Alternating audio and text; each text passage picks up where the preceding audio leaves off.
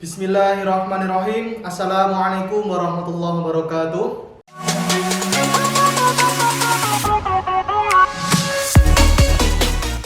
Alhamdulillahirabbil alamin wassalatu wassalamu ala asrafil anbiya'i wal mursalin wa ala alihi wa ashabihi ajma'in wa ba'du. Oke anak sekalian, bertemu lagi dengan Ustadz Gibran tentunya di pelajaran fikih ya. Oke, Ustadz mau bertanya bagaimana kabarnya di rumah sekalian? Ya, saya harap semua masih menjaga kesehatannya ya. Jangan lupa belajarnya, tilawah dan hafalannya. Oke, anak-anak sekalian, sebelum kita membahas pertemuan pada kali ini, kita membaca basmalah secara bersama-sama. Bismillahirrahmanirrahim. Oke, anak sekalian, tak terasa ya, waktu kita sudah hampir mendekati ujian lagi, yaitu kita akan menghadapi ujian atau penilaian tengah semester ya. Maka dari itu di pertemuan kali ini ya kita tidak membahas suatu bab, akan tetapi ya pada kesempatan kali ini kita akan mereview materi yang telah kita pelajari di pertemuan-pertemuan yang telah lalu.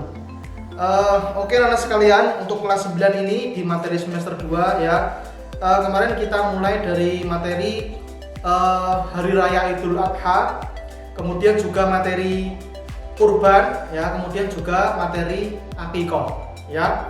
Oke anak sekalian, kita ingat kembali dalam rangka mempersiapkan ujian penilaian tengah semester ini.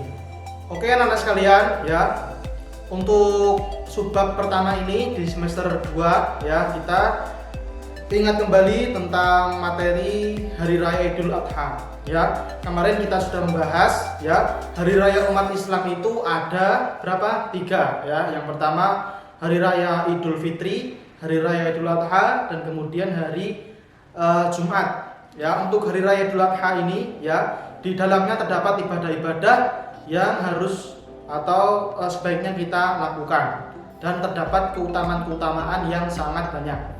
Untuk Hari Raya Idul Adha ini menurut bahasa ya, apa yang dilakukan umat muslim ketika di Hari Raya Idul Adha itu, Idul Adha, Idul artinya hari, dan Adha itu berasal dari bahasa Arab yaitu udhiyah atau menyembelih ya. Jadi di Hari Raya Idul Adha ini salah satu amalan yang dilakukan oleh umat muslim yaitu menyembelih beberapa hewan. Oke anak sekalian, ibadah-ibadah yang dilakukan pada saat Hari Raya Idul Adha ini, tentunya yang pertama yaitu sholat Idul Adha ya. Hari Raya Idul Adha ini, setiap amalan yang dilakukan oleh umat Islam itu tentunya merujuk ke dalam penanggalan hijriah ya. Seperti puasa Ramadan itu dilaksanakan di awal atau tanggal 1 Ramadan. Demikian juga dengan Hari Raya Idul Adha ini ya, dilakukan tanggal berapa? Ya, tanggal 10 Zulhijjah.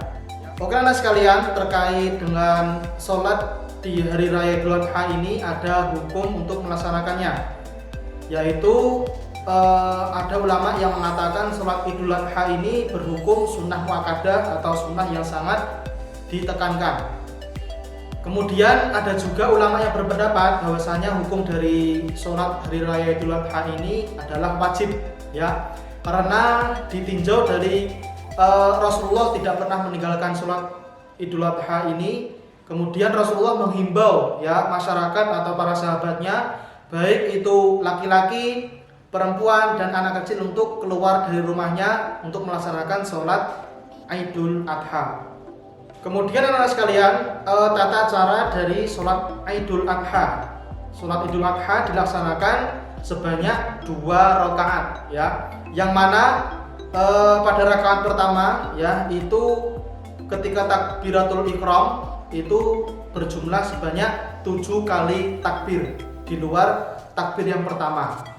Ya, kemudian disunahkan juga di rakaat pertama ini imam membaca setelah surah Al-Fatihah itu membaca surah Al-Ghasyiyah ya. Kemudian di rakaat kedua ya, juga dengan takbir yang berulang kali sebanyak 5 kali takbir ya, kecuali takbir yang pertama. Ya, kemudian setelah surah Al-Fatihah yang dibaca imam, disunahkan untuk membaca surah Al-A'la.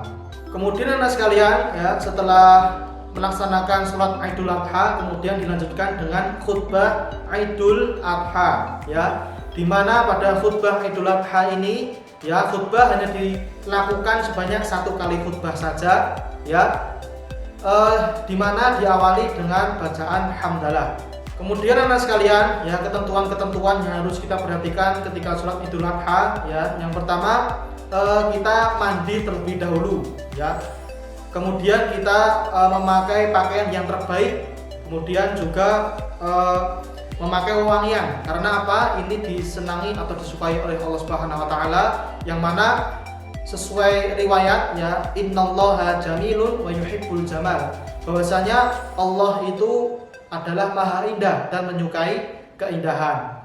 Kemudian anak sekalian, disunahkan untuk makan atau sarapan setelah sholat Idul Adha. Oke anak sekalian, itu pembahasan kita mengenai ibadah-ibadah di hari raya Idul Adha, dan nanti selebihnya hikmah dan manfaat yang lain silakan dipelajari sendiri di buku paket. Kemudian kita membahas di subbab yaitu kurban, ya.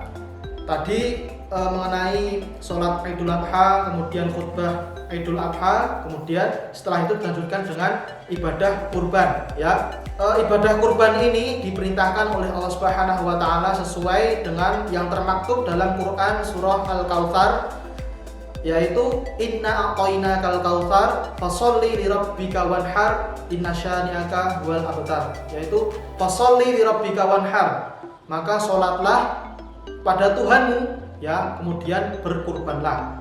Kemudian anak sekalian, ya, tentunya juga terdapat ketentuan-ketentuan yang harus dilaksanakan sahibul kurban atau orang yang berkurban ketika mengkurbankan hewannya, ya. Jadi nanti silahkan dipelajari, ya, di buku paket, ya. Ini kita bahas secara singkat saja, ya. Tentunya sudah diketahui bahwasanya hewan, ya, yang sunnah untuk dikurbankan itu ada 4 hewan yang umum untuk dikurbankan. Yang pertama apa? Unta, ya. Unta itu dikurbankan oleh 7 orang.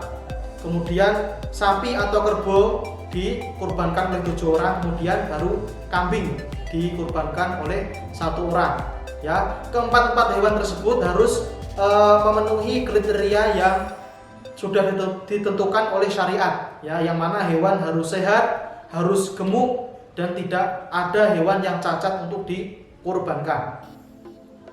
Kemudian anak sekalian, ya, tujuan dari ibadah kurban ini, ya, yang paling utama yaitu tentunya kita sebagai umat Islam, ya, memiliki ukhuwah Islamiyah, ya, kita harus memperhatikan saudara-saudara kita yang kekurangan atau yang tidak mampu untuk kurban ini, untuk kemudian disedekahkan kepada saudara-saudara kita yang tidak mampu, ya. Kemudian kita akan membahas, ya, mengenai hukum dari berkurban, ya. Tentunya di setiap ibadah yang kita lakukan itu ada hukum-hukum yang mengaturnya. Begitu juga dengan hukum berkurban ini, ya. Kurban hukumnya yaitu sunnah muakkadah atau sunnah yang sangat ditekankan kepada orang yang mampu untuk berkurban, ya. Ini termaktub juga sudah kita sebutkan tadi di Quran surah Al-Kautsar, yaitu perintah Allah agar kita untuk sholat dan menyembelih hewan kurban.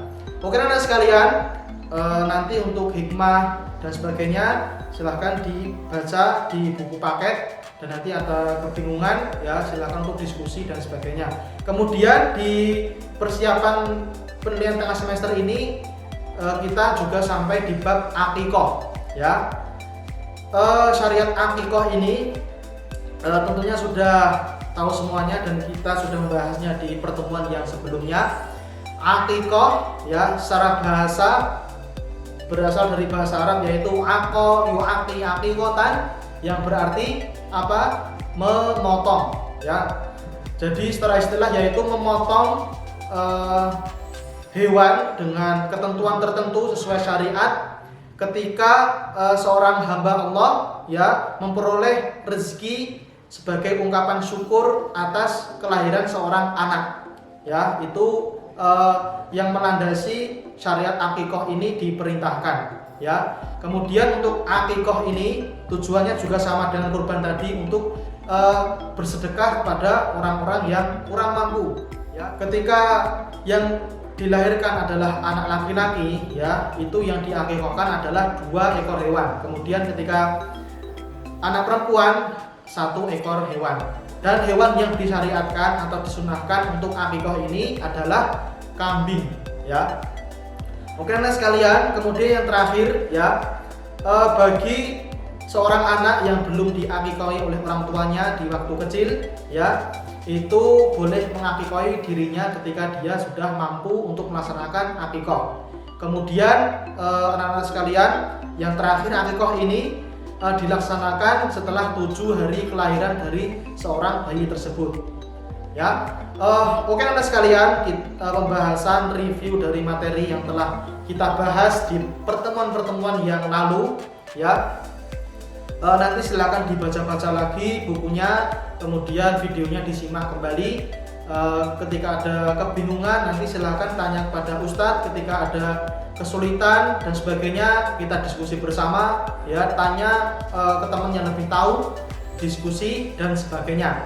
Oke anak sekalian, semoga sukses semuanya untuk menghadapi penilaian tengah semester ini, ya. Jangan lupa berdoa, libatkan Allah Subhanahu wa taala di setiap aktivitas kita.